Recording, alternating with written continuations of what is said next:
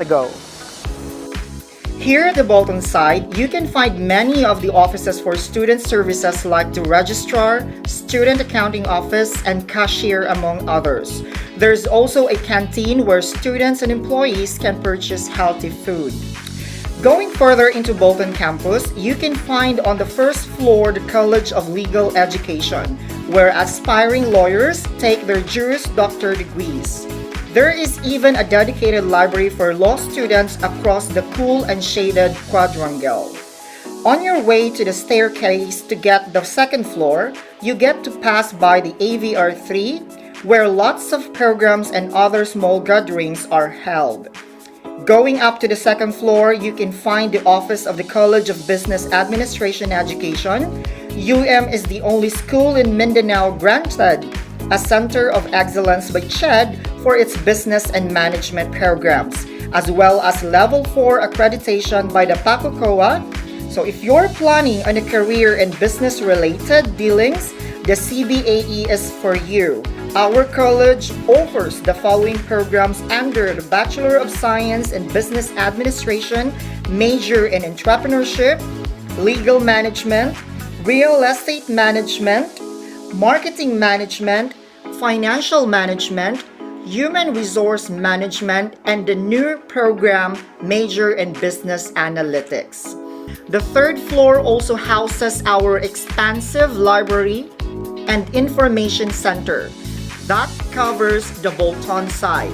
Let's head on over to the Embassy campus. Across the Bolton is the Embassy side, and it's named that way because it used to be the grounds for Japanese embassy back in World War II. Today, it is a sprawling area that houses the gymnasium for large events, our admission office, our Center for Health Services, or the student clinic and the external relation office out front on the first floor. Going up, you can find the International Affairs Office where matters for foreign exchange students are processed, among others. And walking further, you will find the office of the Senior High School Department. Outside of the Embassy campus, on the Ponciano side, we have the Multi-Test Diagnostic Center, which offers various laboratory services like blood testing, X-ray, and doctor consultations. Bolton and Embassy campus are located at the heart of downtown Davao. So it's easy to commute from here to many other places you might need to go. And speaking of which, did you know that has a campus at Matina? I'll send you over to our teacher friends in Matina campus and they can show you around. We're now inside the University of Mindanao's largest campus. The 28-hectare Matina campus encompasses the Matina area going up to Maa. Right beside the Gravahan exit is the Basic Education Building, where it caters from kindergarten up to junior high school students with lots of space for learning and play. Going further inside the campus, you'll spot the 4-story Business Engineering Building. Its first and second floor houses laboratories for engineering programs. It is the premier engineering school for its Level 4 accreditation granted by the PACOCOA and the Center of Development Status by the Commission on Higher Education. College of Engineering offers the following programs: Bachelor of Science in Chemical Engineering, Bachelor of Science in Mechanical Engineering, Bachelor of Science in Electrical Engineering, Bachelor of Science in Electronics Engineering, Bachelor of Science in Computer Engineering, and Bachelor of Science in Civil Engineering, major in Structural, Water Resource, Transportation, and Geotechnical. The third floor of the BE building is home to Davao Region's roster of top-notchers of the CPA licensure examination. The College of Accounting Education has Level 3 accreditation from PACOCOA and is certified by the Commission on Higher Education as a Center of Development. The College of Accounting Education offers the following programs: Bachelor of Science in Accountancy, Bachelor of Science in Internal Auditing, Bachelor of Science in Accounting Information System, Bachelor of Science in Management Accounting. The Learning and Information Center takes up the entire topmost floor of the BE building. It houses all the university's books available for borrowing.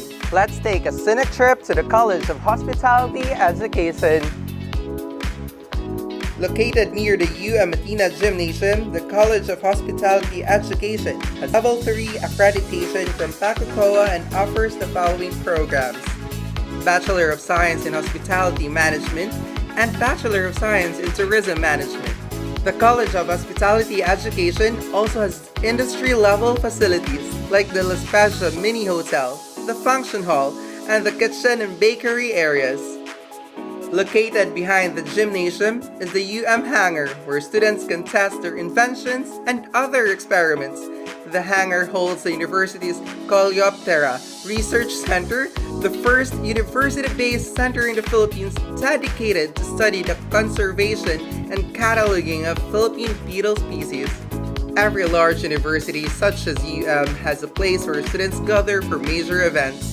And doesn't just have its Bolton Gymnasium. We also have the Matina Gymnasium too, equipped with fold-away bleachers and professional standard flooring for the courts. The gym is the perfect venue for sporting and other extracurricular activities. Despite being a bustling school, there's plenty of space in Matina for some quiet time and to be surrounded by nature. Matina has a mini forest with tables and benches because believes that learning and rest isn't just limited to the walls of a room. Is this tour making you a little hungry?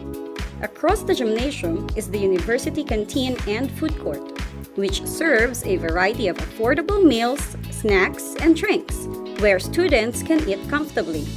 Tables are regularly sanitized and electric fans are provided. Let's head down to the Jta Building. Named after the school's founder, Guillermo E. Torres, the building is home to Davao Region's producer of top-notchers in the licensure examinations for teachers. The College of Teacher Education offers the following programs: Bachelor of Elementary Education, Bachelor of Early Childhood Education, Bachelor of Special Needs Education, Bachelor of Physical Education, and Bachelor in Secondary Education, major in Biological Sciences, English, Social Studies, Filipino, and Mathematics. Also, found on the first floor of the Jta Building is the Audio-Visual Room 2, an air-conditioned and carpeted, fully equipped facility with cinema-style folded seating, which is frequently used for different programs. The second and third floor of the Jta Building is occupied by the premier criminology school in Davao, the College of Criminal Justice Education. The CCJE offers Bachelor of Science in Criminology and Bachelor of Science in Industrial Security Management. Heading further inside the campus, away from GET, we'll reach the Deputy Building. Named after former school president Dolores P. Torres, the four-story building houses the mini auditorium, the Quality Management Office, Research and Publication Center, Institute of Pedagogical and Assessment Center, some laboratories, and pocket gardens on its first floor. Located on the Deputy's second floor is the College of Arts and Sciences Education. CASE offers the following programs: Bachelor of Arts in English, Bachelor of Arts in Communication, Bachelor of Science in Environmental Science, Bachelor of Science in Agroforestry, Bachelor of Science in Forestry, Bachelor of Science in Biology, Bachelor of Science in Mathematics, Bachelor of Arts in Political Science, Bachelor of Science in Public Administration, Bachelor of Science in Psychology, and Bachelor of Science in Social Work. The third floor of the Deputy Building houses the College of Health Sciences Education, or the CHSE. CHSE offers Bachelor of Science in Nursing, Bachelor of Science in Pharmacy, Bachelor of Science in Medical Technology, and Bachelor of Science in Nutrition and Dietetics. Sharing the floor with CHSE is the College of Computing Education. CCE offers Bachelor of Science in Computer Science, Bachelor of Science in Information Technology, Bachelor of Science in Information System, Bachelor of Science in Entertainment and Multimedia Computing, major in Game Development and Digital Animation. The topmost floor of the Deputy Building is home to the Creative Academic Unit of the College of Architecture and Fine Arts Education. CAFAE offers Bachelor of Science in Architecture, Bachelor of Fine Arts major in Painting. Let's head back down and you'll see that across the Deputy Building is our Professional Schools Building. It is led by its Dean, Dr. Eugenio S. Guhao, and serves to bring globally recognized ISO standard and PACOCOA accredited postgraduate and doctorate degrees to more Davaoenos. We're about to head out now, but before we leave, let's take a look at the Oval Track and Sports Stadium. It has a 400-meter rubberized track suitable for track and field training and other sporting activities. The sports stadium served as the venue for the 2019 Palarong Pambansa. Thanks for joining this campus tour. Oh, by the way, even though is already a formidable university that is second in the whole Philippines to offer the most number of PACOCOA accredited programs, we do not rest. The administration keeps on working very hard just to be sure that more Filipinos here and abroad are able to obtain quality, affordable, and open education. Stick around as we discuss the online enrollment process and online learning management system. Hope to have you here at soon, ga!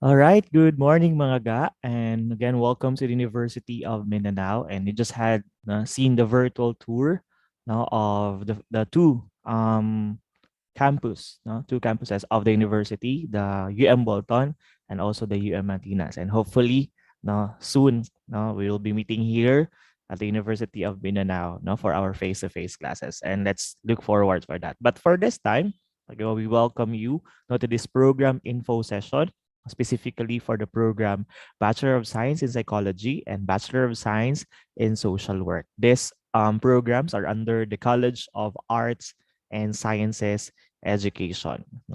These programs, we are very proud to say that these programs have produced a lot of graduates and also top-notchers. All right, so are you guys excited to know the perks of enrolling these two programs in the university? Can I have a virtual thumbs up there?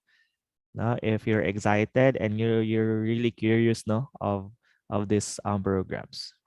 All right, so thank you very much for those response from our participants. All right, so again, welcome to this program info session, and we are very blessed this morning because we have two lovely professors from these programs. We have Professor Inlinjil Javier, the program coordinator of BS Psychology. Ma'am, pwede ba can you on your video and kaway-kaway to our incoming freshmen? Ayan, si ma'am. And we also have the program head of BS Social Work, Professor Nikki Alburo. Hi, ma'am. And ayun. And we are also live sa ating YouTube channel. So if you're going to have problems along the way with your connection, so you can just go to our YouTube channel and please don't forget to subscribe, so that you'll be updated of another info session of other programs of the university. And so without further ado, let's start our program info session. And let's start with the program Bachelor of Science in Psychology. Ladies and gentlemen, the program coordinator of BS Psychology of the University of Mindanao, Professor Inlin Giselle C. Javier. Virtual round of applause, please. Ma'am.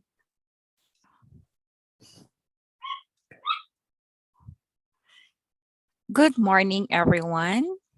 Okay, I am Inlin Giselle C. Javier, a program coordinator of Bachelor of Science in Psychology. So for this, I will be starting my PowerPoint so that we could start, so that you will have an idea of what psychology program is in University of Mindanao. Let me share to you my screen.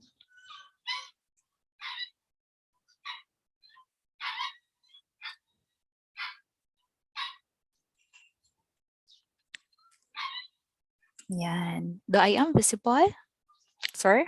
Yes, ma'am. Yes. Okay. So,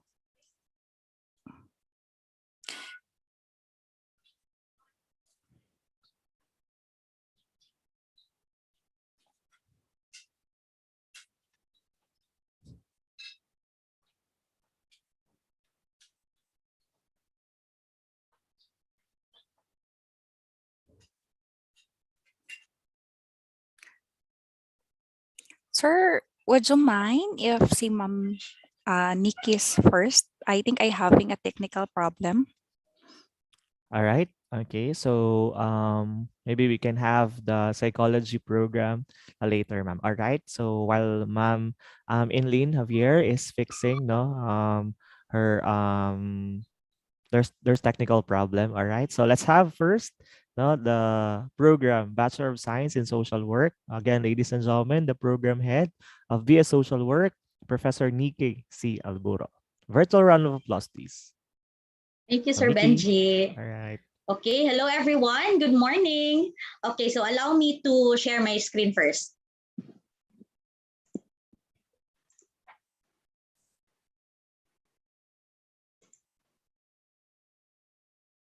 Okay.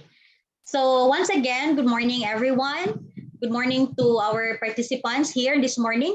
And first and foremost, I would like to thank the University of Mindanao, especially the Office of External Relations Office, with the help and assistance of Sir Benji, for giving us the opportunity to share something about our programs, psychology and social work.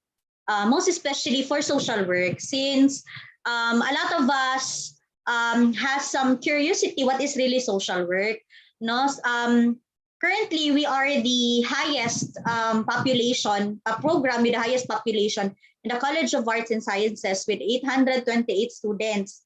But still, marami pa rin ang curious or hindi alam what is really social work. So with this opportunity, this morning, hopefully, we can give you the idea and you will fall in love with the profession of social work. So let me start. So, okay, wait. Uy, ayaw mag-next. Wait.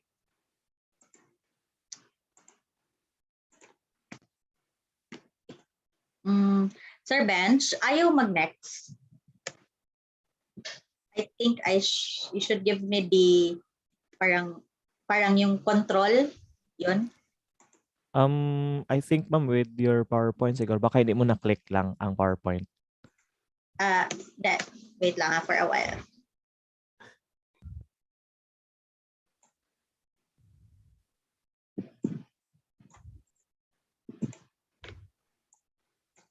Slideshow. Ayun, okay na. Thank you. Okay, so let's go back. So what is really social work? So some of you are curious, some of you here already know what is social work. So bigyan ko muna kayo ng hint, So I believe you already heard the word DSWD. You heard the word CSSDO or CSWDO. How about to those programs that we are doing? We have the 4Ps. Ang daming nag-social work because of 4Ps. And nung kasagsagan ng COVID, some of us have received the SAP, or Social Amelioration Program. Whenever we encounter financial difficulties, whenever there is a hospitalization difficulties, especially sa finances, pumupunta tayo ng lingap, pumupunta tayo ng Malasakit Center, pumupunta tayo ng PCSO, pumupunta tayo ng OSAP, no? And those mentioned agencies and programs and services, kami po, social workers po ang may hawak. No? So if familiar yun sa inyo, if napagdaanan or na-avail nyo na yung programs and services na na-mention ko, that is under social work. No? And yet we are more, no? We are beyond that. No? So today, for this morning, we'll explore more what is social work. So what is social work? No? So we have here the definition of the International Association of Social Workers. No? So it is stated here, social work is a practice-based profession and an academic discipline that promotes social change and development, social cohesion, and the empowerment and liberation of people.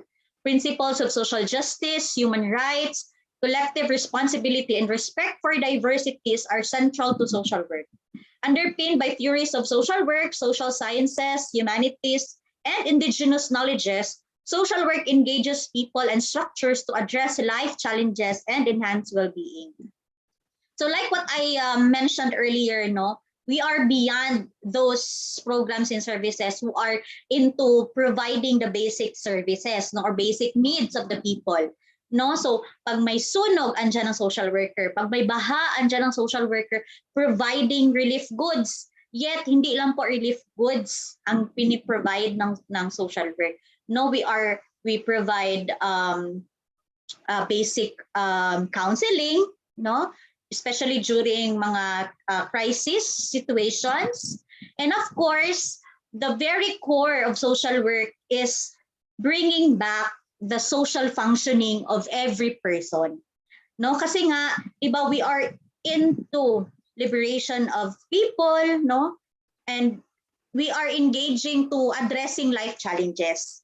Kaya whenever people encounter problem like financial assistance, no, or stress, or traumatic situations, andyan po ang social work to address especially yung mga kung ano yung mga felt need, no, or yung pinakaunang hinihingi na, pinakaunang ine-express ng tao na problem, no? So para tinatawag na kaming social engineers, no? Yon. So that is social work. So in UM, no? So why did UM decided to to have a social work program? So here is the program history. So in 1972, the University of Mindanao was the pioneering school of social work in Davao City. So the late President Guillermo E. Torres Sr. decided to establish a new program under the College of Liberal Arts, and then it became CAS and now currently called CASE. On June 7, 1976, the University of Mindanao received government recognition from DEC for social work program in accordance with the provision of Section 8, and Delia E. Dango was the first program head in the social work program with the pioneering social work faculty, which are Ma'am Fes Sona, Manuel Labrador, and May Pet Templa. And it was in 1976 came the first batch of social work graduates. So yes, no, ever since the social work, the University of Mindanao started, andyan na rin po ang UM social work program. No, so we are part of the pioneering batch, and that's why, no, ang mga alumni ng social work program is sila yung mga heads ngayon ng offices of social work. Kasi po pioneering social work program is established sa UM. No, so pinakaunang school in Davao for social work is under University of Mindanao, and we are very much proud of that. And currently, no, the social work program is under the administration of the following professors. So me as the program head, no, Nikki C. Alburo, MSSW, and we also have Professor Jean Agnes Paseliao, Professor Anne Jeanette Elerina as the OJT coordinator, and we have also our senior faculty, Professor Helen Q. Umblero, DSD, Sorry, and we have our part-time faculty who are Professor Elsa A. Hamora, who is currently under DSWD Caraga, and she took her master's in Europe. No, also we have Professor Abdul Alongan and Professor Farouk Ramankap, who are currently pursuing their doctorate degree, and Professor Melvin T. Palvira and Professor Jerena T. Piancenaves, who are also practitioners from the local social welfare offices. So the social work program is composed of different masters of science in social work and different practitioners and doctorate with doctorate degree. No, so hanggang sa makaya namin, no, if you would like to pursue social work in the University of Mindanao, we can promise you that we will give you the the best, no, of whatever we can do, no, so that you will graduate in UM as an excellent alumna or alumnus. Okay, so speaking of being competencies, no, so we our curriculum, social work curriculum, is structured for you to attain these competencies and outcomes. No, so we have the student outcomes and the program educational objectives. So let us first tackle student outcomes. No, so what are these student outcomes? So upon graduation, the BS Social Work students are expected to. No, so we have 11 student outcomes. No, so ito yung ina-attain ng social work program na yung graduates namin will have the following competencies. That's why lahat ng subjects na ino-offer namin, and at the same time, lahat ng assessment tasks that we do in our subjects are inclined or structured na ma-attain ang mga student outcomes na ito. So what are these student outcomes? So for the first outcome, demonstrate knowledge, skills, attitudes in engaging in a generalist helping process and planned change process for therapeutic, preventive, and transformative purposes. So why generalist helping approach? It's because we are here in the Philippines, no? Social work profession here in the Philippines is generalist in a way, since yun nga, no, nasa Pilipinas tayo, lahat ng methods ng social work is nagagawa natin, no? We do casework for individual, we do group work for groups, and we also do community organizing for communities. Unlike po doon sa abroad, wherein social work profession is done in a clinical aspect, kung saan kung individual lang sila, individual lang talaga yung hinahawakan nila, or group or communities. That's why here in the Philippines, ang tinuturo talaga dito is generalist approach, no? So for the second naman, analyze critically the origin, development, and purposes of social work in the Philippines. That's why part of our subject is the history of social work, no? Of course, how can we appreciate the social work profession without knowing its history, no? And third, critique the impacts of global and national socio-cultural inadequacies, discrimination, and oppression on quality of life. So pag social work graduate ka, as much as possible mulat ka, no? So what do we mean by mulat? No, you should open your eyes to those, aside from opening your eyes, you should be knowledgeable enough on what are those inadequacies, discrimination, and oppression being experienced by those people. No, kasi nga they will be your clienteles in the future. No, those people who experience abuse, oppression, and other forms alike. And for the fourth one, apply knowledge on social behavior and social environment with emphasis on the person in situation dynamic for social work assessment and intervention.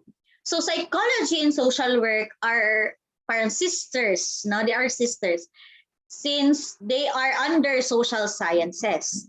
So ang pagkaibahan lang, no, sa psychology, they are more clinical and individualistic in a manner. But both profession and studies human and studies human personality and development. So social work, we do or we learn social work theories kasi nga, di ba, we handle individuals. No? So whenever there are individuals like children in conflict with the law, no, or those persons na rape survivors or rape victims, meron ding mga clients na under substance abuse, no? So pagdating kay social worker, meron tayong tinatawag na social work case study wherein the assessment do not only fall on the individual aspect of the person, but in social work, we also cater the families or yung environment ng tao. Kasi in social work, we believe na whenever a person encounters problem, it is not only on the personal level, no? Meron talagang factor or malaking factor talaga kung ano yung nakapalibot sa kanya. No, so that's why we also in social work we also include the environment or the situation of the person on, because that can be the reason of his or her own problem. No? And the fifth one, critique social welfare policies, programs and services of the locality, country, and or region in terms of relevance, responsiveness, accessibility, and availability to target populations. So critique social welfare policies, of course, no, you will become in the near future, if after graduation, no, maybe in the next 3 to 5 years, you will be part of the administration, no, of any social welfare agency. So ang trabaho mo niyan, you will be dealing with social welfare policies and programs, no, because yung mga programs and services ng social welfare agencies ngayon, hindi naman yan makikreate without social workers being knowledgeable on social welfare policies. Say, for example, ang pag-create ng 4Ps, ang pag-create ng Kalahi Seeds, pag-create ng social pension na ini-enjoy ng mga lolo at lola ninyo ngayon, no, that is part of the work of the social workers in a social administration level, especially on specifically on the social welfare policies, no? And on the sixth outcome, engage in advocacy work to promote socio-economic and cultural rights and well-being. No, advocacy work. Kasi nga, di ba, we are into people, not just ordinary people, but those people who are victims usually, no, or who are under the marginalized sector, no. So sila yung kadalasan na nakakaranas ng inequalities, nakakaranas ng oppression. So as a social worker, we are into their side, no. That's why we advocate for their rights, no. So pag social worker ka talaga, no, you should really have the heart for people, the heart to help people, no. And next, generate resources for networking and partnership development. For me, this is very important. It's because here in the Philippines, our resources is very limited. Especially pag napunta ka sa isang agency na, yes, andyan ang desire to help, yet resources are very limited. So as a social worker, you should have the capacity or the capability to network from other agencies kung saan pwede mo sila matap, no, so that your clients can also receive the help coming from other agencies. So dapat magaling ka talaga sa networking, no, magaling ka mag-ask for help, no, not for you but for your clienteles. And next, identify with the social work profession and conduct oneself in accordance with social work values and ethical principles. In social work profession, dapat meron po talaga tayong self-awareness, no? And part of this self-awareness is we should embody, no, the social work principles. So ano ba yung mga social work principles, no? Principle of acceptance, principle of non-judgmental attitude, no? Principle of individualization and a lot more, no? So kailangan pag social worker ka na, no, talagang you should really put that into your heart. Kasi especially the principle of acceptance and non-judgmental attitude. Kasi nga, we will be dealing with those wounded people, and we do not only deal with those victims, we also deal even the perpetrators, no? So example, no, mga substance abuse, mga substance abuser, mga children in conflict with the law, no, yung mga minor na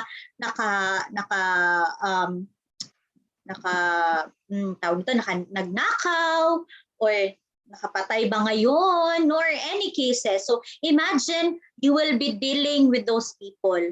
So if wala ka talagang principle of acceptance and non-judgmental attitude, no, it will be difficult for you. But still, we believe the philosophy of social work is we believe in the inherent worth and dignity of every human being. Kahit pa may kasalanan yan, still tao yan. Deserve niya ng second chance. You do not accept the wrongdoing, yet you accept that that perpetrator is still a person, no, who deserves second chance. And that second chance will be through your help as a social worker. Next, engage in social work practices that promote diversity and difference in client system. So ito yung sabi ko na sa principle of individualization. Kahit pa same yan sila ng problema, at the end of the day, you should think na iba-iba pa rin sila na tao. That's why your interventions should be different, no? All interventions you give to them, you apply to them should be different.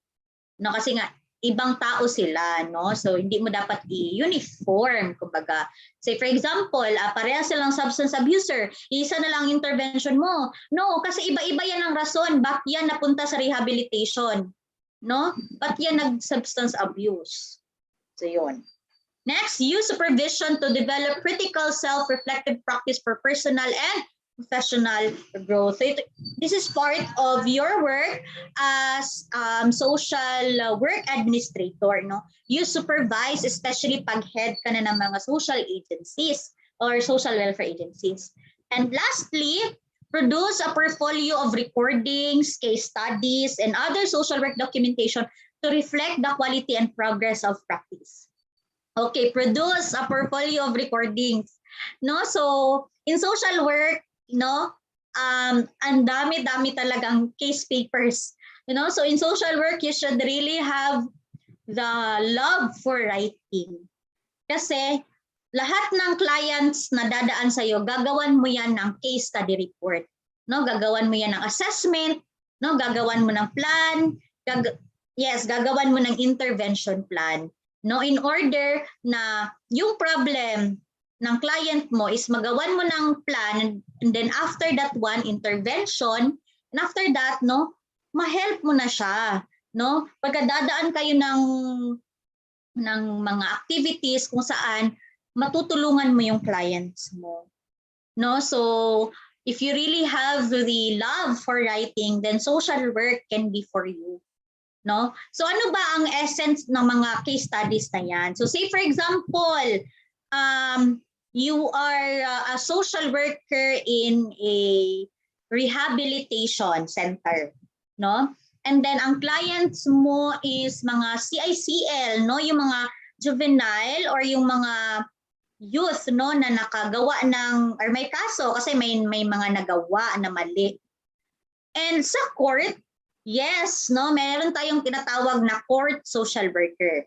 No, so sa court, kung ano yung assessment mo sa bata, paniniwalaan talaga yan ng judge.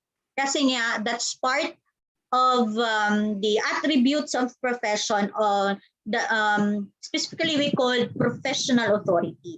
As a social worker, you are a professional, you have the license, therefore whatever you assess to your client, rerespetuhin niya ng court. No?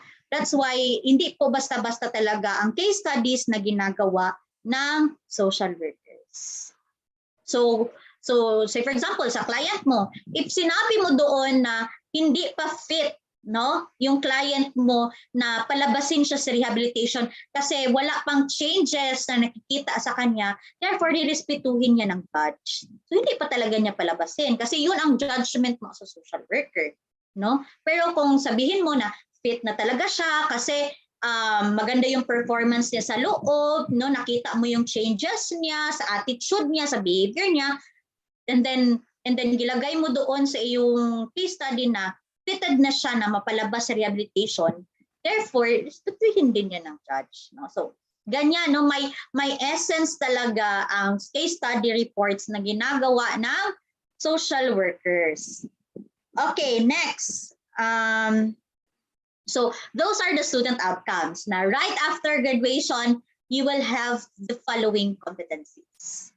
No? And then next, we have program educational objectives. No? So ito naman, 3 to 5 years after graduation, the BS social work graduates are expected to. No? So yun nga, no? We do not only lie on after graduation. May tinitingnan tayo na outcomes na right after 3 to 5 years right after graduation, you will have the following competencies. No? So you will be able to participate in the advocacy policy development, no? Enhance stable, harmonious, and mutually respectful societies that do not violate people's human rights. You will engage in collaborate research, no? And then you promote respect for traditions. You plan, organize, administer, and manage programs and organizations dedicated to any purposes. You address and challenge barriers, inequalities, and of course, you practice the knowledge, attitudes, values, and skills in primary and secondary methods in different settings. So why ganito nakataas yung expectation? It's because 3 to 5 years after graduation na siya. So basically, nasa managerial or supervisory level na kayo. No? That's why nasa ganitong level na talaga. And yes, it is really proven na social workers who are under UM, no, 3 to 5 years after graduation, nasa administration level na talaga. So say for example, ako, I graduated, by the way, I'm a product of UM social work also. No? So 3 to 5 years after graduation, I graduated 2015. No? So 3 years is 2018. So in mga 2017, meron na akong supervisory job, no, which is being the OJT coordinator of the social work program. And after 5 years, 2020, no, I already became the social work program head of the social work program. No, so basically, totoo naman, no, and not just me, no. So later, no, I will present to you the successful alumni of the UN social work program.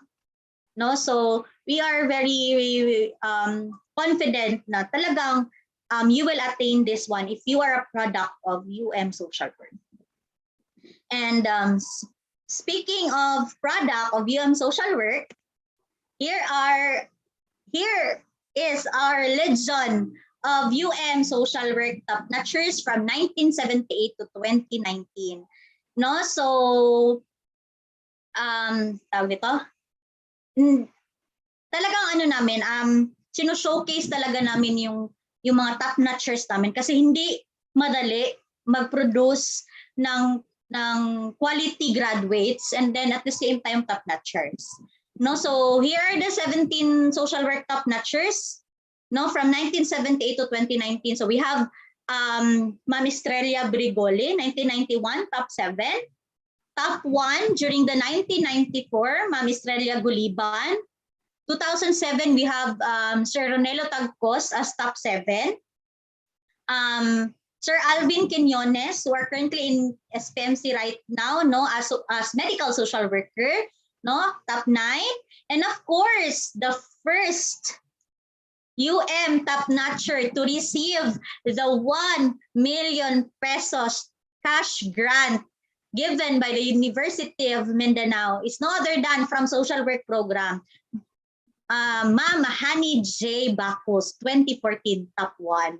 No, so talagang pride po talaga ng UM social work program yan na nanggaling sa amin ang first ever top 1 ng UM na nabigyan ng 1 million pesos ng UM. So yes, if you become top-notchers in UM, you will receive cash prize. No? So 1 million for top 1. And then if hindi na ikaw ang first top 1, you will receive 500,000. No? And then pababa na yan. No? So 400,000, 300,000, 100,000, and from top 5 to top 10, you will receive 50,000 pesos. O diba? Saan ka pa? No? So, together with Ate Honey J, 2014 is top 9, Rochelo Caluyo. And after that, no, yours truly, Mikel Buro, top 5 during the 2015 social work licensure exam. Top 9, Miss Heda Librea. Top 7, Marivic Niere. And then on 2017, we have top 7, Switzel Corios. 2018, top 2, no? Sir Kenjay Salvalion. So he was one of our professors last from 2018 to 2020. No? And Miss Jaira Regala, top 2 also. Miss Camille Tolentino, 2018, top 4. And one of our professors also, here in UM Social Work, our top 3, Ms. Jirena Piancinabes, and also our former professor, Sir Habib Pagilogon, top 7, 2019, and another top 8, Jonatea Baloca on 2019, and top 10 on 2019, Relin de los Reyes. So all of these top-notchers are very successful now on their job, no? Some of them are medical social workers, some of them are under DSWD, some are currently teaching, some are under NGO, just like Ma'am Marivic Niere, she is under SOS Children's Village, if you are familiar.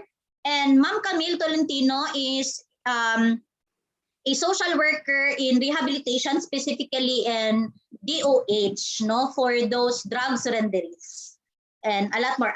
Top 9, Miss Heda Librea, she's under correctional. She's a correctional social worker kasi currently nasa PNP siya, no. So ganyan po ka-diverse ang career path ng social work. So later we will discuss that one. So again, our pride and honor for this Legion of Social Work top-notchers. And aside from UM Social Work top-notchers, no, we are also very proud of our successful alumni. So 10 lang po ito ang i-present ko, no? Pero I am very proud to say na lahat po ng social work graduates ay talagang nakakahanap agad ng work. And then especially if you are a board pastor, no, may license ka na, kasi in demand po ang social workers, no? Lalo na if may mga bagong open up programs and services sa DSWD and CSWDO. No, so first we have here the one of the pioneering professor of the UM Social Work Program, Ma'am May Fe Templa. So she became the undersecretary of the DSWD, no, during the reign of our current president, President Rodrigo Duterte, no. So may mga, I think 1 year din siya nag-USEC, no, of the DSWD. And of course, one of the pioneering professor also of UM Social Work Program, Ma'am Fe Sensona, she's currently the Social Work Board Examiner of the Professional Regulation Commission. So ano yung Social Work Board Examiner? So sila yung gumagawa ng questions, no, ng licensure exam ng social work. So ang ating alumnus, no, na si Ma'am Fe Sensona is one of the Social Work Board Examiner. And of course, no, some of you, I know, you know Sir Norman. No, so Sir Norman Baloro is the National Commissioner of the Philippine Commission on Urban Poor. And aside from that, madami pa siyang mga positions na hinahandle, no? So, and he's really very proud of being a social work alumna. And also his sister, no, si Ma'am Leia Swindler, Baloro Swindler, she is currently the Assistant Regional Director of the DSWD National Capital Region. So imagine being the Assistant Regional Director of DSWD NCR from UM, no? And aside from that, no, we have here, okay, Ma'am Liwayway Kalidong, no? She is the former Assistant Department Head of the Davao City Social Welfare Development Office, but currently she is a National Officer of the Philippine Association of Social Workers Incorporated. So what is Philippine Social Workers Incorporated? So in short, that is PASWI. So PASWI is the national agency of all the social workers in the Philippines. So Ma'am Liwayway is a national officer of that organization. And we have here the three former regional directors. No, so 3 former regional directors of the DSWD Region 11. Imagine, no? So when you say DSWD Region 11, yung nasa Santa Ana ngayon na office, no? So all of them, hindi lang sila, I believe yung iba pa na naging regional directors and social workers sa DSWD, majority of them are a product of UM Social Work Program. So we have Ma'am Raquel Nunez, no? We have Ma'am Mercedita Habagat, and of course, Ma'am Minda Brigoli. So Ma'am Minda Brigoli is DSWD Region 11 former regional director. So that's DSWD Caraga. No, and yung current naman na regional director ngayon ng DSWD Region 11, he is currently taking up Master of Science in Social Work also in UM. No, so alumna din natin si Sir Ronald in the near future. No? And of course, dito sa ating local social welfare development office, no, yung CSWDO natin, no, we have the former department head, Mama Lu Bermudo or Maria Luisa T. Bermudo, and ang current na department head, si Attorney Marlisa Galio. Sila po ay product ng UM Social Work Program. No? So those are the 10 successful alumni of UM Social Work Program. So 10 lang yan, hindi ko na na-mention yung iba, pero ngayon, no, diverse na talaga yung mga natrabahuan ng ating social work graduates, no? I have a lot of students, so when I say kasi dumaan na sa akin, imagine yung mga bagong breed ng social work graduates, no? Nasa Malacanang na sila ngayon, no? Kasi meron ng office ngayon ang Malacanang intended for social workers.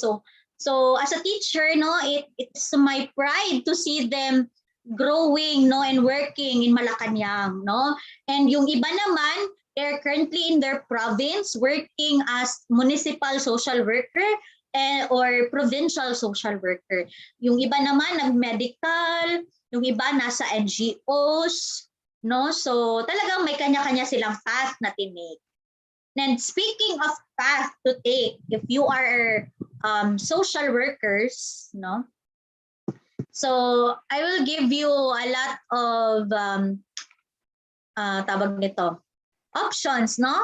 On saan ba kayo pwede, no? If you are a graduate of social work, no, ano ba ang mga path or career that you are tawag nito, papuntahan ninyo, no? Kasi hindi lang talaga siya, kasi ang misconception ng mga tao, akala nila, pag graduate ka ng social work, DSWD or CSSDO ka lang.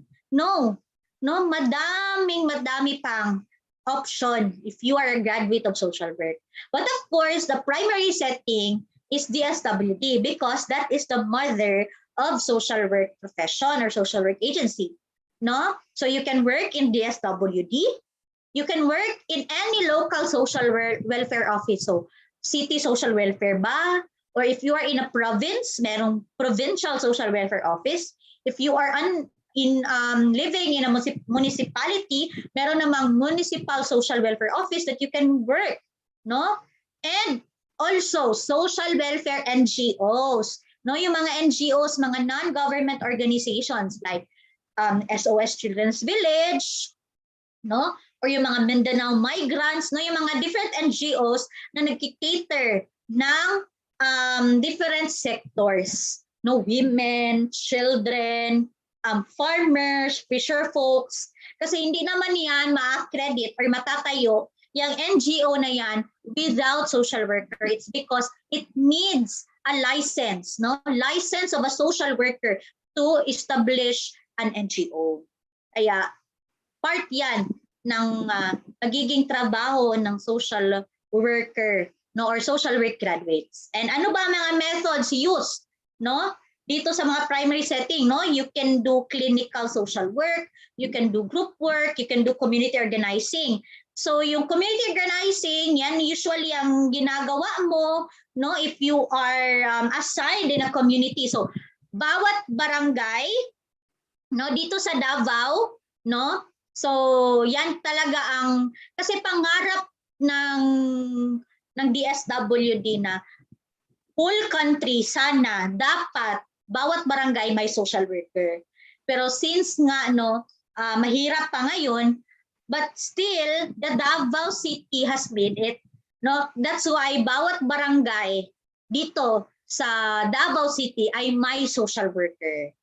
No, kaya kung saan man kayo na barangay ngayon, no, alamin ninyo kung sino ba ang social worker sa barangay ninyo para mas easier access whenever you have problems or meron kang mga kailangan na social welfare services na i-avail, no? So may social worker tayo bawat barangay.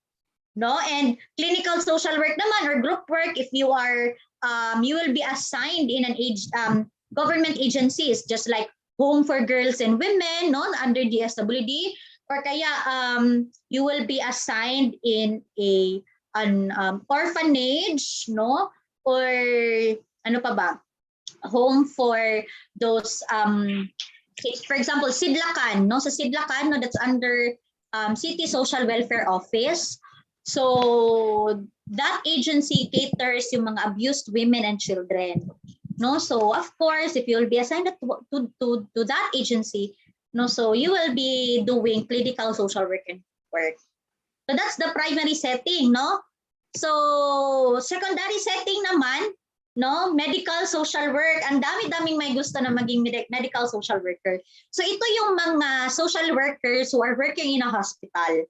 May either be government, no. So dito sa atin, no, sa SPMC, maraming social workers and most of them are graduates of UM, no, and then sa private naman meron din tayong medical social workers. So ano ang trabaho ni medical social worker?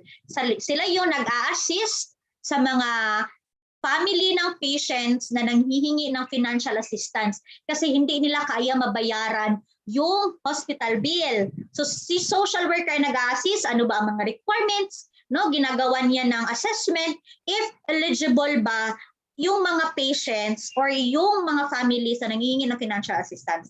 And if you are really eligible, especially if you are admitted in a government hospital, zero balance, no? Talagang ginagrant sa iyo yung zero balance as long as it will be assessed by the social worker na talagang you do not have the capacity to pay, no? Yun. So yan. That's why maraming no, may gusto ng medical social work kasi napaka-helpful doon sa mga tao na nangangailangan. And then psychiatric social work, no? So in psychiatric social work, we do not, as a social worker, we do not really deal with the patients.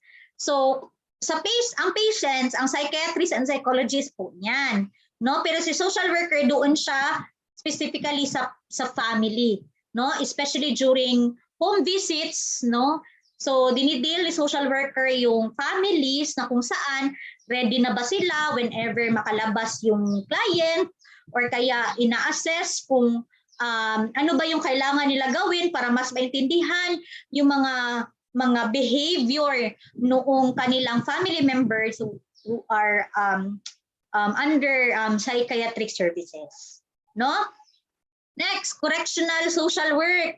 No, so hindi lang sa agencies, no, meron din tayong correctional social work, no. So currently marami tayong graduates, no, UM social work graduates na nasa BGMP ngayon or Bureau of Jail Management and Penology, no. So meron ako isang student, no, na nasa BGMP siya ngayon sa MAA, no. So they cater those mga those persons admitted, no, in in BGMP, ginagawa nila ng case study, no? Ino-observe nila yung mga behavior, no? And then gumagawa din sila ng mga activities doon intended for the those persons admitted in BGMP, no? So hindi lang, no? Yun yung sinasabi na if you want to work in BGMP, hindi lang criminology course ang need mo i-take. You can also take social work and work in BGMP, no? And then social work in substance abuse, no? So ito naman, you will be working in an agency who caters substance abuser, no? It can be under government agencies, yung may mga rehabilitation, or NGOs who caters substance abusers, no? May it be drugs or any other forms. And of course, industrial social work, no? So what is industrial social work? Ang bawat malalaking industries or companies, guys, meron yan silang partner communities. Tinatawag yan na CSR or community relations, no? Kung saan ang social worker, ang trabaho niya ay magbigay ng mga programs and services doon sa mga partner communities ng bawat big companies. So say for example, ang Wholesome, no? So partner niya yung like Lasang, Bunawan, kasi yan yung mga kalapit barangay ng Wholesome, no? So binibigyan nila ng kung ano man yung need, no? Need ng mga partner communities nila, no? So Wholesome, Coca-Cola, Davao Light, Water District, NCCC Cares, no? The NCCC company has a CSR, no? So yung social worker na ma-assign doon, sila yung nag-provide ng mga programs and services. So sa NCCC Cares, ang binibigay nila is scholarships, no? So yung social worker ang nag-assess if yung nag-a-apply ba ng scholarship is eligible, no? So yan, no? Isa ito sa gusto ko talaga i-take noon, no, na magiging industrial social work, kasi parang siya, no, magandang work siya and good pay pag nasa industrial social work ka. And of course, social work administrator. Kasi nga, no, kagaya ng sabi ko kanina sa PEO natin, hindi pag social worker ka, hindi ka lang maglay sa rank and staff na level. Talaga aangat ka to supervisory level. So, as social work administrator, you will do policy making, you will do research, no? Kasi through research, no, diyan ka mas makakreate kung ano pa ang yung mga magandang programs and services to implement for the benefit of the people, no? Ayan. So we're done with what is social work, what is social work. So now, if talagang, wow, you love social work, you want to pursue social work, the University of Mindanao and the CHED and the Davao City is giving a lot of scholarships, no? So ang CHED at ang Davao City EBSU STEP is one of the priority courses niya is ang social work. Kaya isa yan sa reason bakit dumami ang population ng social work, and I am part of that population, kasi nga 100%, 75 to 100% of your assessment, total assessment, is ibibigay ng CHED or ng STEP if you will pursue the courses na priority nila, and part of that is social work. So unahin muna natin ang academic scholarship ng UM. So if you are a smart student, senior high ka pa lang, alam mo na matalino ka na, then you can avail this one. As long as your average grade is 95% above, no? General weighted average, 95 above, no? Then you can avail the academic scholarship, no? So any courses naman ito, no? So ganito ang magiging grant mo. If yung general weighted average mo is 98 to 100, 100% of your tuition and miscellaneous fee or total assessment will be granted by the UM, meaning full scholar ka. Pag 95 to 97 naman ang yung grade during your senior high reflected in your high school card, no? 75% of the total assessment is given to your granted to you. So meaning konting-konti na lang, no, ang babayaran mo. So that's academic scholarship in no? So kaya it's very important na in your senior high school, you have good grades, high grades, kasi madaming opportunities na mabibigay sa'yo na mga scholarship. And then sa CHED naman, ito yung sabi ko na mayroon silang priority courses. So sa CHED naman, you can have, if your grade is 85 above, no? If your general weighted average is 85 above, pasok ka sa CHED scholarship, no? And then aside from that, of course, priority nila yung mga students na yung parents is below 300,000 yung combined annual income. No, so ito yung sa mga medyo less ang opportunity for tertiary education, given na parang hindi sila mapag-aral ng kanilang parents, pero magaganda ang grades, no? So ito yung grant, no? Yan, ito yung mga priority courses niya: social work, community development, guidance counseling, indigenous people, education, and psychology.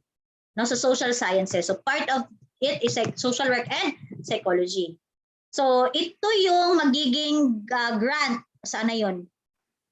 Nawala yung grant ng... Wait ha.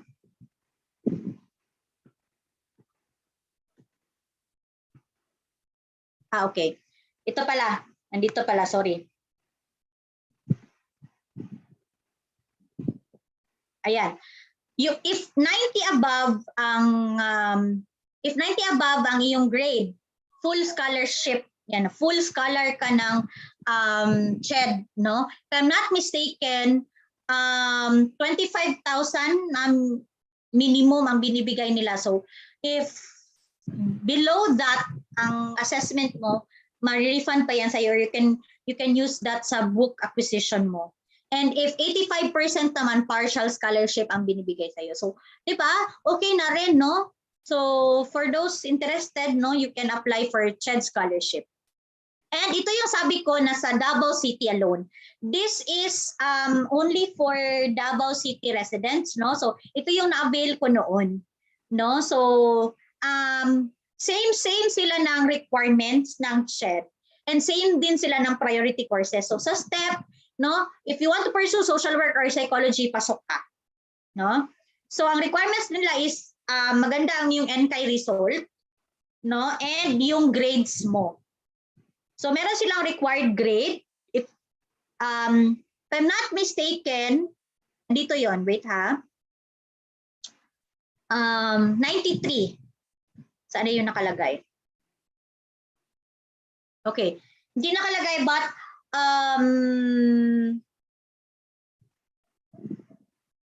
saan na yun? Wait ha.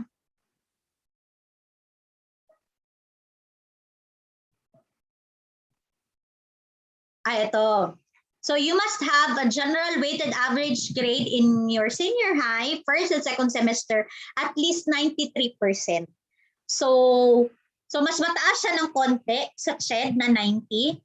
So if hindi ka sure na makapasok sa CHED, you can apply for EBSU-STEP. So if 93 above ang grade mo, general weighted average mo, you can apply in EBSU-STEP. So ano yung mga grant ng EBSU-STEP? No? So kino-compute nila yan kasi may rating yan. So if under ka sa category A, you will have 100% total assessment. Sa category B naman 75%. Sa category C, 50%, and then category D, 50% as tuition only. And aside from assessment, meron niyang binibaga ang advantage ng STEP. Ang advantage ng STEP is then aside from total assessment, no, is nagbibigay din sila ng allowance, no? Book allowance, clothing allowance, and yun, no? Parang binibigay nila through card. Yun, and then during Christmas, no, ang STEP scholars is binibigyan din sila ng gift check, you know. So yan ang mga na-avail ko noon being scholar of EBSU-STEP. Yun, and then honor society or scholar college scholarship. No? So, ito naman, say for example, hindi maganda ang grades mo ng high school but you want to really pursue social work or any other course. No? So, pero alam mong babawi ka during college. No? So, merong ginagrant ang UM na scholarship for you or ito yung tinatawag na honor society. So, you have to earn 1 year residency in UM and dapat wala kang below 2.5 na grade, no? And dapat ma-maintain mo yan, no? So you can apply for that. After 1 year, so for example, pagpapatong mo ng second year mo, wala kang below 2.5 na grade, then pasok ka sa mga grants na ito. 100%, 75%, 50%, and 50% tuition fee. Diba? Napakalaking tulong. That's why it's really, really good for you to pursue no yung mga courses na priority ng mga scholarship, and at the same time as a student talagang easy to it mo na maganda ang grades mo kasi madaming privileges pag ang student is magaganda ang grades, no? So I hope no you can join us in the social work program, no, for the first semester. So to those who are watching via YouTube, no, so we hope to see you soon and be part of the UN social work program. So if you have a question, I guess we will have a question answer portion later. So that's it for the program info session of the Bachelor of Science in Social Work program. Again, this is Nikki C. Alburo, MSSW, the social work program head. Thank you so much, everyone. All right. Thank you very much, Professor Nikki. No, you heard it right, no, from our very own top-notcher, no, and also professor here in the University of Mindanao, no, Professor Nikki Alboro. So without further ado, ladies and gentlemen, no, our next speaker, now we'll be talking about Bachelor of Science in Psychology. Ladies and gentlemen, Professor Inlin Giselle C. Javier. Virtual round of applause, please.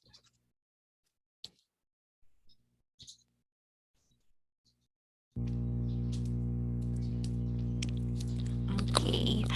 Wow, a very nice presentation for Mom Nikki. Okay, so now, sir, I am audible. Yes, ma'am. Okay, so welcome for the info session of Bachelor of Science in Psychology. So first, I would like to define what is psychology. Okay, psychology is concerned with the science of human behavior or study of the mind and behavior. The next thing that we are going to ask, diba? Studying human mind and behavior, the usual conception, yung parating nating naririnig sa mga kalye, pag nag-psychology ba ako, do I am capable of reading the mind of other people? Who among you have that kind of questions? Sino sa inyo? Okay, actually, you could raise your questions later. Tingnan natin. Suriin natin. Is that bilingual questions? Is totoo ba when you study psychology? Okay. And since we already have the definition that it is a scientific study of human mind or behavior, this where the concept of who we are as a psychologist. First, we are going to discuss what are the major theories that we are going to study or you are going to study if you enroll psychology. This 5 theory that I laid down to you is just the merely theories that we will be discussing.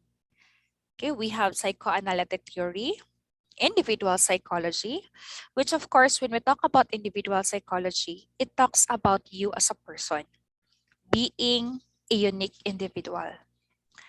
Third, we have analytical psychology, in which you as a person, you are bound with your ancestral, okay? You are bound with your past experiences. Next, we will also be discussing to you the Humanistic Psychoanalysis, in which, diba, it focuses as you as a person. how would you deal with other people, and how do other people perceive. Then lastly, we have interpersonal theory. Okay, but what I said, this is just the very mere part of the theory that you are going to learn. Okay, ma'am, why you are discussing the theory right now? Bakit tayo nagdi-discuss ng theory? Kasi nga, we are studying human mind and behavior scientifically. Dili na to sila tagnaon. Dili lang lantawon na to sila makabalo na ta to understand the pattern and behavior that they have. We have the theory, which is the backbone of our diagnosis if we choose clinical psychologist. Okay, and we are going to discuss also what are the major settings kung saan kayo iti-train, saan magfo-focus yung training namin sa inyo. We have educational settings. Okay? Pag sabihin nating educational settings, it talks about you as a psychologist in an institution. Okay? We are going to teach you how to analyze the student when it comes to their learning. Paano natututo yung mga bata? Paano natin tinutulungan yung educational sectors when it comes to handling student with different learning needs, okay, with different intellectual disabilities. So that is the main setting that we are going to expose you when you enroll in our program. Second, we have industrial organizational setting. When we talk about industrial organizational setting, ito yung setup where the company would hire you. Okay? And the first step, they would hire you as usually the human resource personnel rather. Bakit? Because of the theory and concept that we have in studying, in understanding, in assessing human behavior. Therefore, diba, napakalaki ng contribution natin sa kumpanya. First is the moment that we hire a person sa kumpanya nila, diba, we have the capacity to check their background. Second, to have or to give them a series of battery of tests for us to measure their capacity, if they have the capacity to be on pressure, if they have this kind of intellectual capacity, this kind of behavior that they could be portray if you are going to hire them. Okay, as well as during an organization, being a psychology graduate or given the chance to become a psychologist, we are going, diba, to train them. Hinahire natin yung person as a psychology or human resource personnel. We are going to hire them hindi dahil qualified lang sila, but we hire them because they are fitted to be the best. Now, we are going to train them when they be in the organization, not just to be their best, but of course, to develop their whole being. Okay? Ano ibig sabihin nun? Iti-train natin yung mga personnel natin to become the best of their abilities. Okay? Because we're going to look at them. Which factor sila may kakulangan? Saan yung strength ng personnel na to? Saan yung weakness niya? To boost the strength and then to acknowledge the weakness and of course to elevate them so that they could still function even though it is their weakest point. Now, the next setting or the third setting that we will have, that you will be going to expose when you enrolled psychology is counseling and psychotherapy. Okay? Pag sabihin natin counseling and psychotherapy, ma'am, pag mo-graduate ba or pag-graduate ba namin, magiging counselor na agad kami? You could practice basic counseling with the guidance of the registered guidance counselor. You could have basic psychotherapy with the guidance of licensed psychologists. But here in UM, if you enroll psychology, we will practice basic counseling that could help you first, you as a person.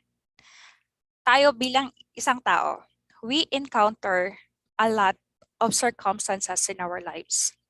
It may be positive, but some of it has negative effect into our lives. So with the knowledge of the basic counseling, you could help yourself, as well as you could help others in a small way that you can by having that theorist and by practicing the concept that we are doing. Then you have also, you are going to learn also the basic practice of psychotherapy, in which we are going to give them a therapy that could help elevate their problem, or that could help them resolve their problem. Okay, and again, with the guidance of the licensed guidance counselor or the licensed psychologist. And the fourth setting, the most interesting part, is the clinical psychology. Okay? Pag sabihin natin clinical psychology, most people, diba? The usual na maririnig natin, para na siya sa mga buang-buang. Para na siya sa mga kulang-kulang. No, please. It's not about it. Okay? When we talk about clinical psychology, it talks about, first and foremost, for you to refrain self-diagnosis. Minsan nagkakaroon ng self-diagnosis. When we encounter stress in our lives, we tend to think, ay, depressed ako. Diba? Or at some point, you encounter discouragement, ay, kato gito siya, suicidal gito siya. So I hope it won't happen. When you undergo clinical psychology, you learn that there should be a proper steps in determining disorders. Okay, we call it disorders. So, marami. We are going to teach you how to do mental status examination. We are going to teach you how to practice a basic assessment. We are going to teach you in clinical psychology on how to practice and expose. You will be exposed in basic trauma practices. Okay, so those were the settings na we are specializing, or parang we are giving you here in UM. Okay, but of course we have a lot of settings. Yung apat talaga, yung parang binibigyan namin ng parang more on parang major na pansin, because those were the needs in the Philippines right now. Okay, and thirdly, we are going to discuss who are the professors. Sino ba yung magtuturo sa inyo dito sa UM? And then the next thing, or the last part that we are going to discuss, is the career opportunity. In my slide, you could read, as long as human exists, psychology are in need. Our psychologists are in need. Okay. So here we are. Okay. So upon graduation, the BS psychology students are expected to, so this is the student outcome, demonstrate understanding of foundational knowledge in psychology.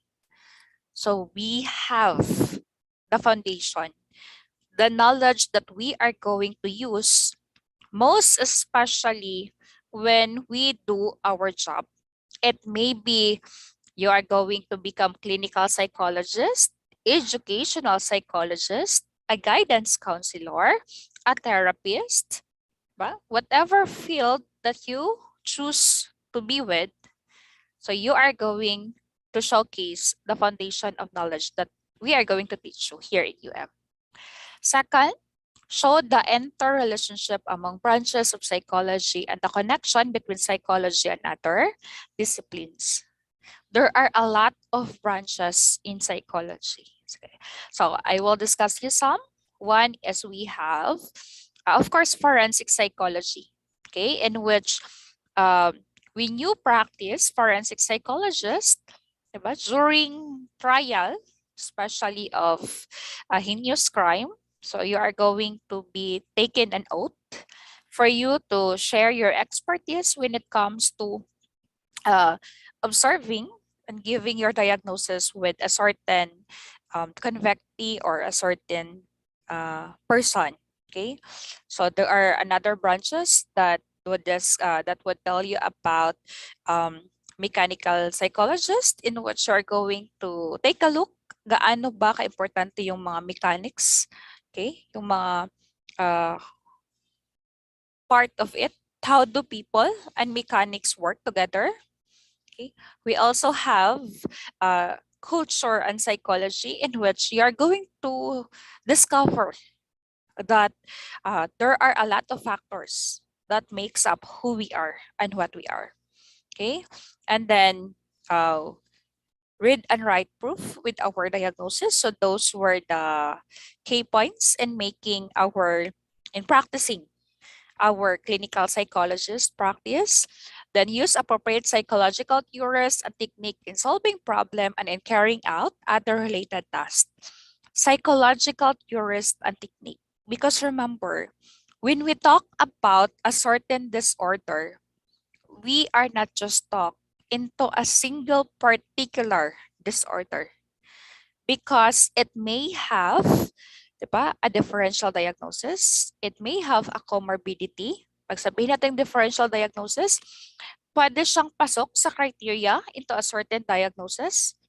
And then pwede din siyang comorbid, or pwede silang magkasama sila, but they have parang a unique pattern of criteria. So those were the things that we are going to teach you. And of course, a technique on how to solve a problem.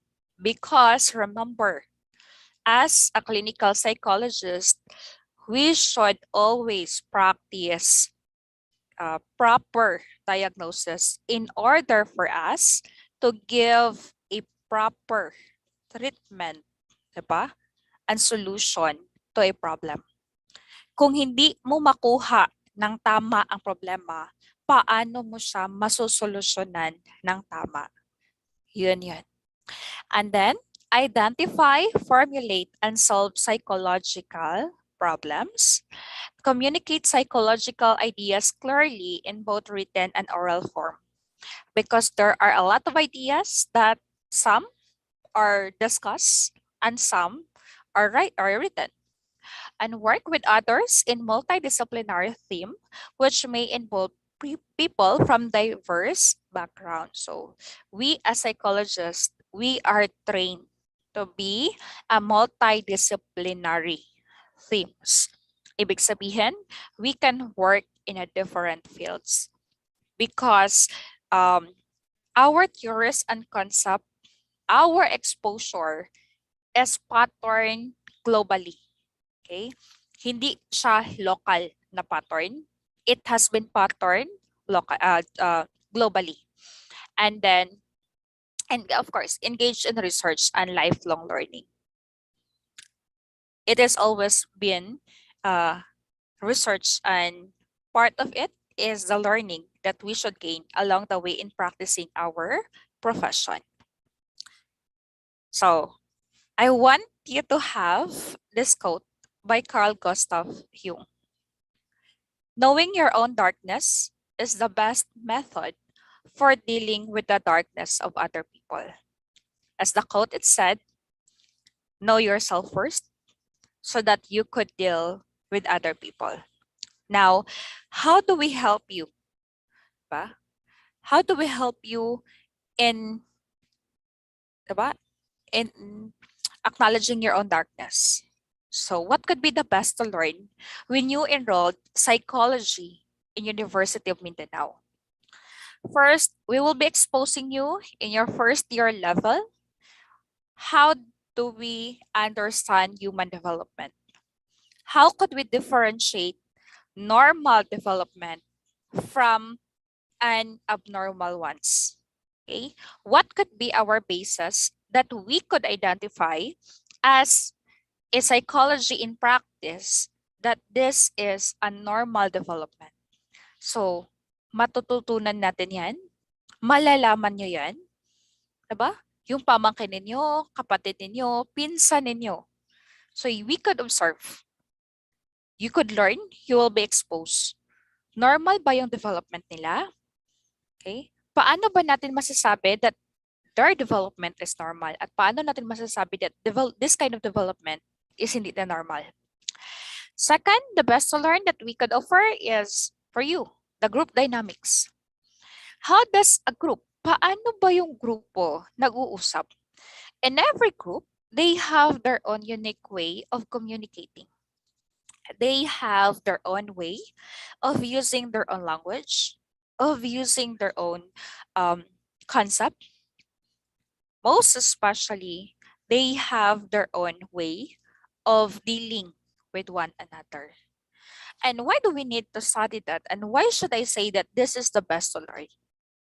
Whether you like it or not, hindi ka mag-iisa at hindi ka nag-iisa sa mundo.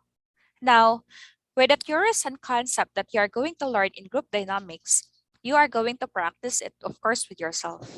And if you choose to deal with an industrial organizational psychology, having a backbone knowledge with the group dynamic would help you understand paano ba tong grupo na to, yung mga tao na na-hire ko, paano ba sila nag-uusap, paano ko ba sila iintindihin. Okay? And how would I be able if there is a problem among them? And which part ako papasok doon na part na yun? Okay. Third, that is best to learn. If you enrolled psychology program in University of Mindanao, we are going to expose you about biological and physiological psychology. What it is all about. So when we talk about biological and physiological psychology, it talks about how our mind, diba, affect our body, or vice versa, how our body affect our mind. And of course, diba, paano ba tayo naaapektuhan?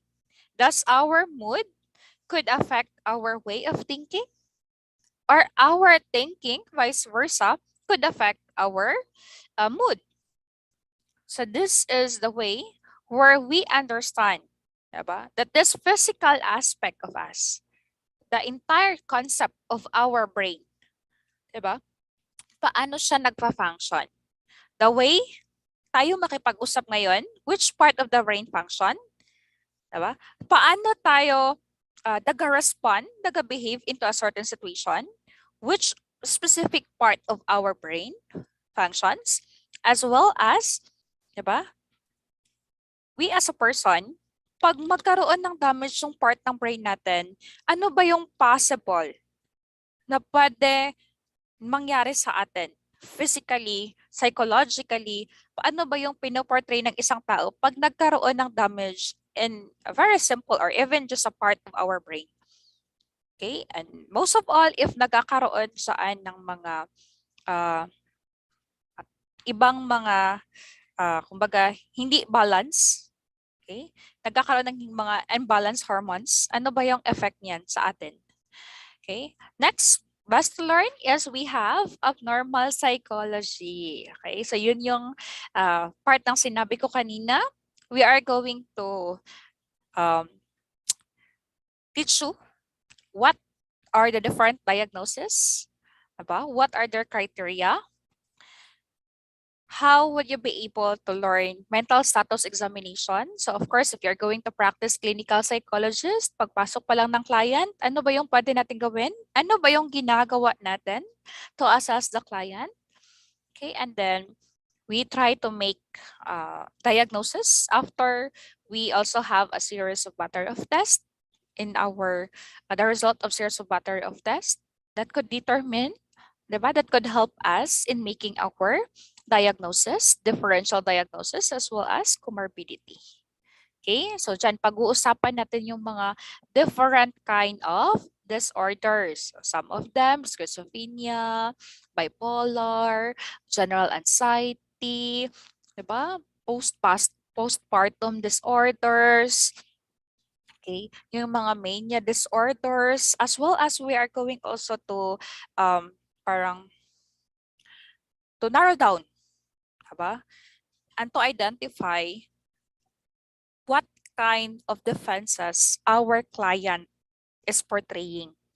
Yun yung isa din na exciting dito kay abnormal psychology. Kasi bawat tao, may mga defenses tayo. Diba?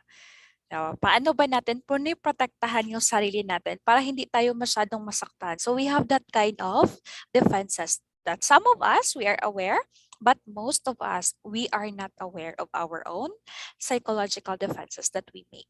Okay. And then the last part of it is counseling psychology. Okay. Counseling psychology, ang akong padulngan or yung pwede kong mapuntahan is I'll be a guidance counselor.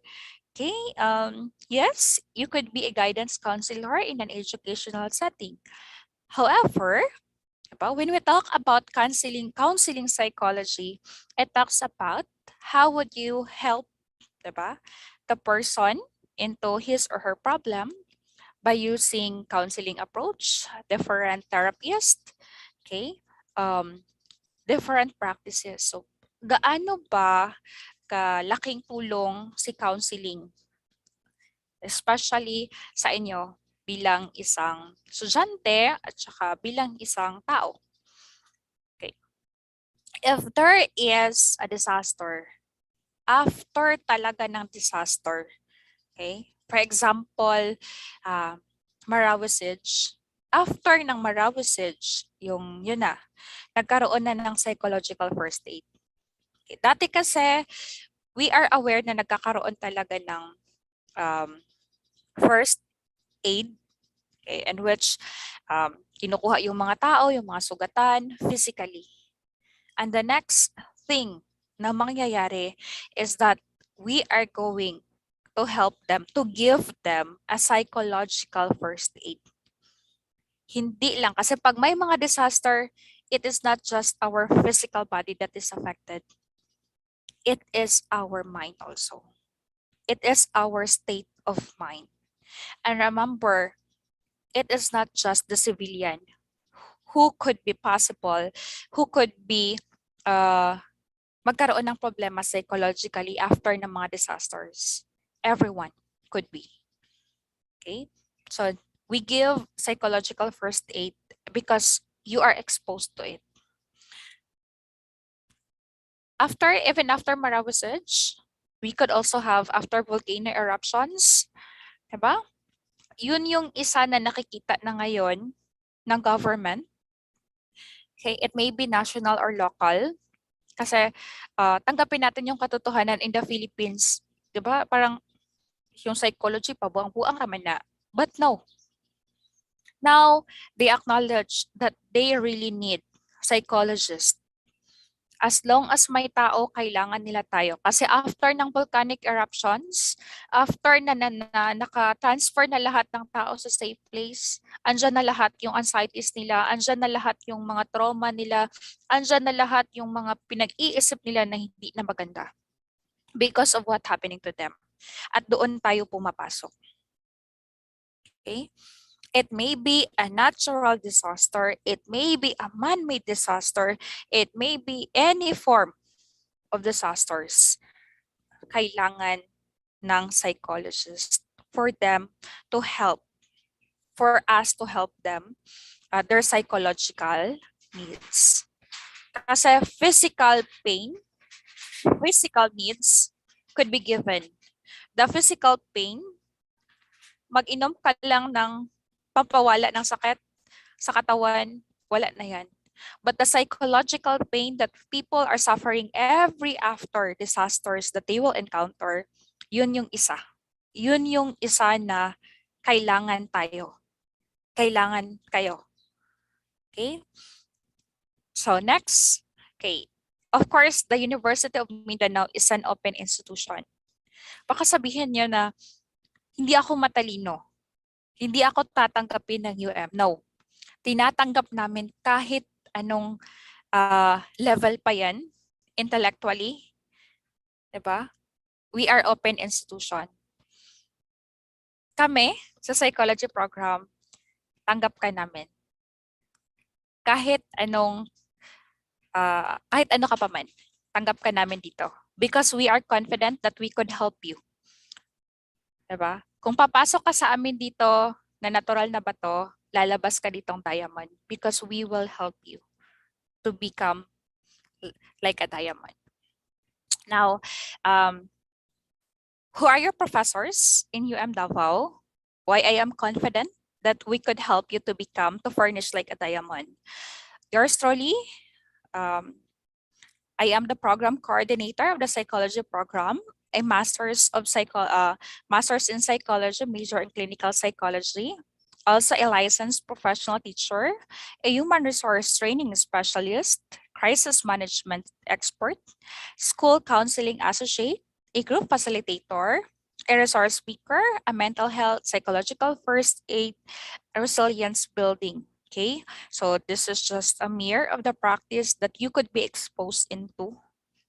Okay, and then we also have Professor Joanny Entong, a master in psychology and a registered psychologist. She also mastered in psychology, major in clinical psychology, a level 1 mental health practitioner, a school counseling associate, and a group facilitator. We also have Professor Shaira John Villaluz, a master of psychology, a registered psychometrician, and a registered psychologist. Okay, she also took up his master in psychology. She also graduated in master in psychology, major in clinical psychology. And then we have also Professor Crystal Pidyansay, a professional qualification. She is also a master in psychology, major in clinical psychology. She is also a school counseling associate and a group facilitator. We also have our in-house part-time professor, Professor Salvino P. Yusol, a master in psychology and a registered psychologist. He is a master in psychology, major in clinical psychology, a registered psychologist, top 8 board exam passers, level 1 mental health trauma practitioner, a school counseling associate, a group facilitator, and of course, also a resource speaker in mental health, psychological first aid, and resilience building. We have also our part-time lecturer, Professor Hexel Andukua, a registered psychometrician. Okay. He was an assistant HR manager and a registered psychometrician. Another part-time lecturer, we have Professor Hinosas, okay, a school counseling associate. He was also a transcription analyst, a market researcher, and a registered psychometrician. Okay. Now, what would be the career opportunity? Saan kayo patutungo when you graduate? Okay? Napakarami, of course. Diba? So, with this quote, diba? Asa mo ko ani after I graduate? Saan ako papunta? Diba? Ang daming opportunity. Kasi as what I said, as long as human exists, they are in need of psychologists. So, according to Alfred Adler, follow your heart, but take your brain with you. So let's try to take a look. What are the parang in need department in our government when it comes to psychology graduates? So we have here Police Lieutenant Sheila May Pansoy. So for her, studying the field of psychology made me realize that I made the right choice. It has limitless opportunities you can place at any field. This course helped me in all aspects of my life, especially in discovering and understanding myself in order to understand others. particularly other people perspective, problems, issues, and concern.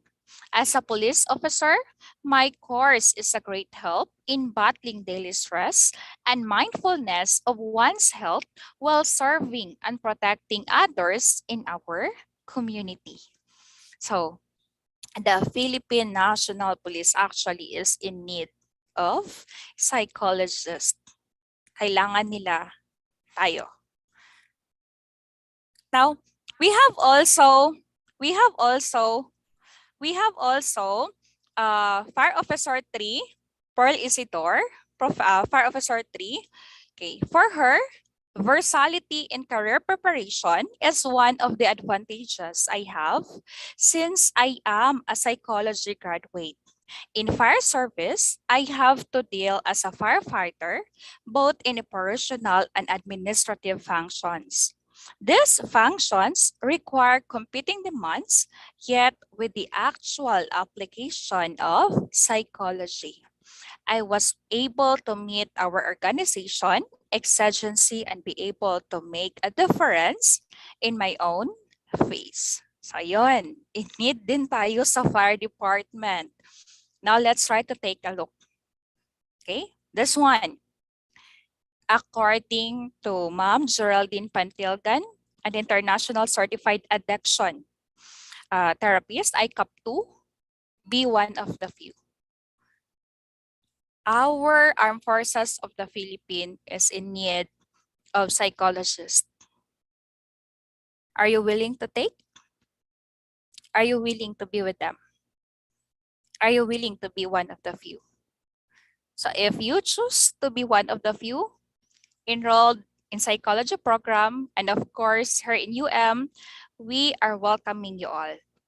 So that's it for my info session in psychology program. And once again, thank you for this opportunity. Sir? All right, thank you very much, Professor Javier, no, for that wonderful presentation with regards to the Bachelor of Science in Psychology. So this time, now let's go to the next part of our info session, of course, the Q&A, the question and answer portion. So we would like to request, no, our students, you can type your question, no, or what do you want to clarify on the presentation of our two program coordinators, no, from the BS Social Work and also in BS Psychology. Meron ba?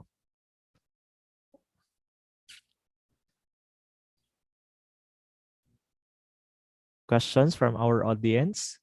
Or you have really captured all of those opportunities, no, that these two programs, no, can give to you. And just recently, no, the BS Psychology program, no, was able to produce, no, a top notcher for licensure for psychometrician, no?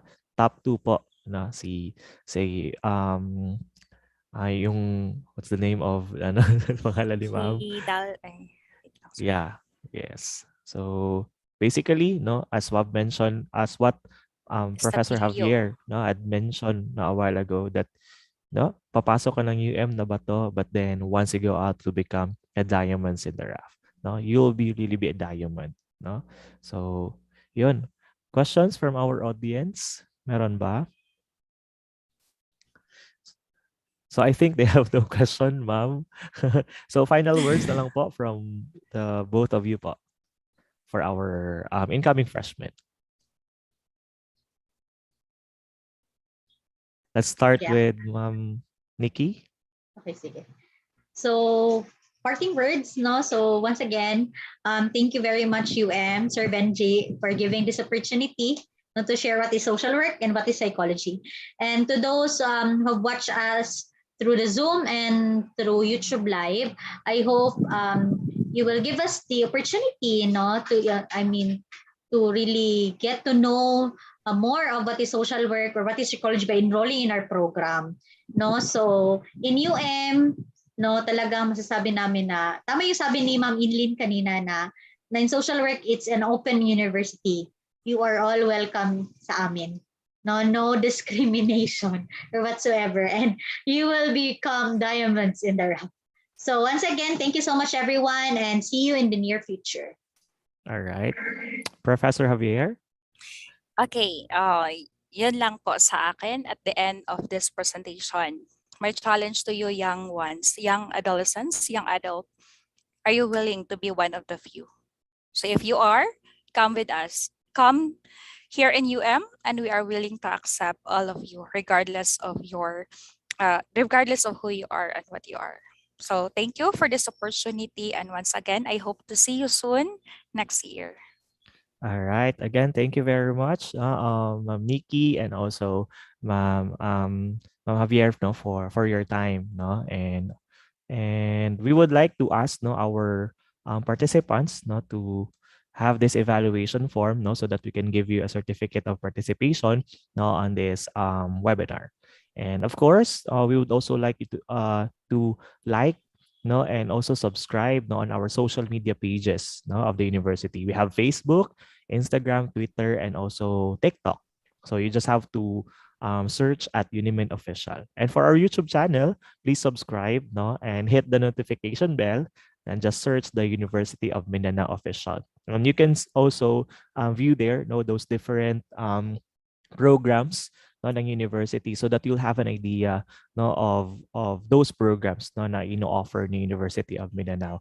So this info session will still be until April. So lahat ng programs po ng university, no, will be presented to you guys. So if you still want to join those other programs, no, na ino-offer ng university, please follow our social media pages so that you will be updated and you can join on those info session.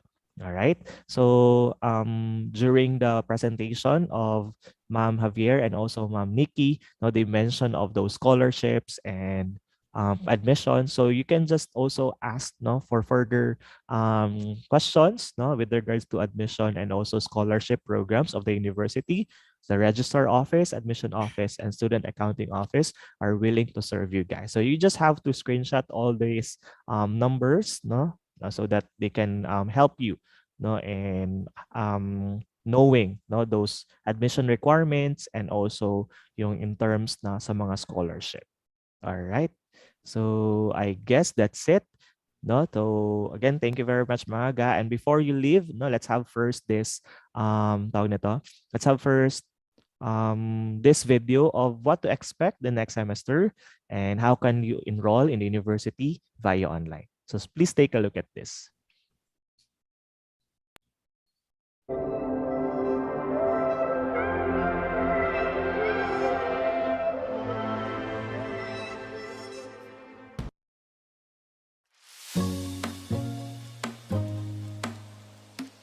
Hi ga!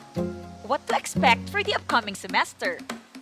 Because of the pandemic, is taking action to make sure that students' education is not left behind. Get ready for the new normal online blended learning. As per Management Committee on Instruction, presented in the Quality Management Council, the entire thing is designed as a hybrid mode of instructional delivery with online learning through the LMS as the primary platform during the pandemic transition. We have e-learning through email, SMS, and group chat. M-learning through smartphones, tablets, and other mobile devices. B-learning through Broadcast University on Air. Correspondence learning, or the SIM SDL manual, which can be picked up or arranged by courier. And finally, the residential or face-to-face mode depending on quarantine conditions. In short, students shall be encouraged to invest on the primary mode while taking advantage of the blenders. But don't worry, the school shall adapt to both asynchronous and synchronous learning where students can keep up with class on their own convenient pace. So, what are you waiting for? Enroll now at the University of Mindanao.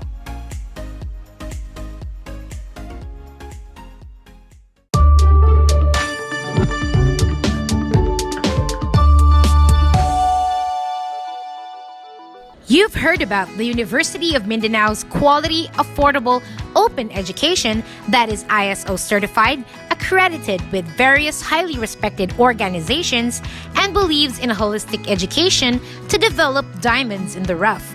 But how do you enroll as a new student in the middle of a pandemic?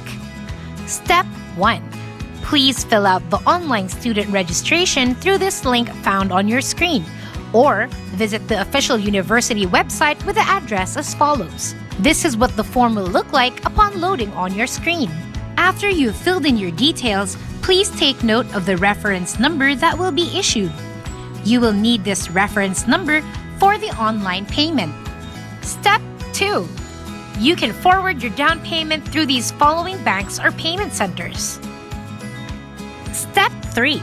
Please wait for an email and text message containing your student ID number and the access code. Please note this might take at least 2 to 3 days, but if there is further delay, please call the cashier's office through this number. Step 4. After you've received your student ID number and access code, please log in to the student portal through this website address shown on the screen.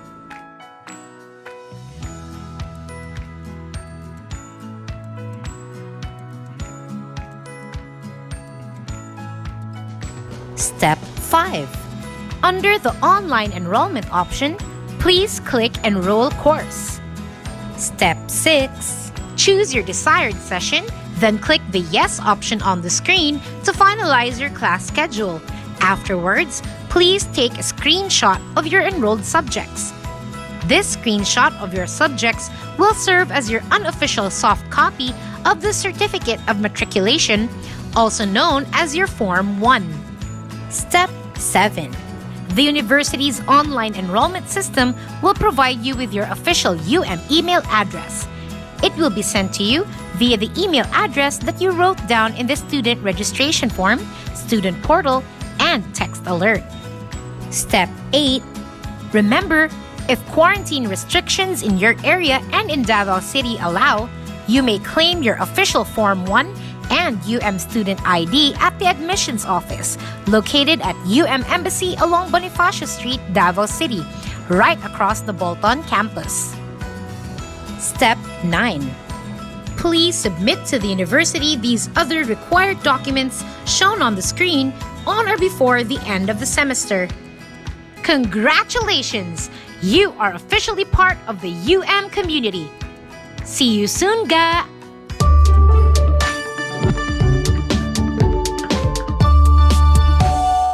There you have it, mga ga. Thank you so much for joining our info session this morning, and see you soon here in the University of Mindanao. Amping and God bless. Bye-bye.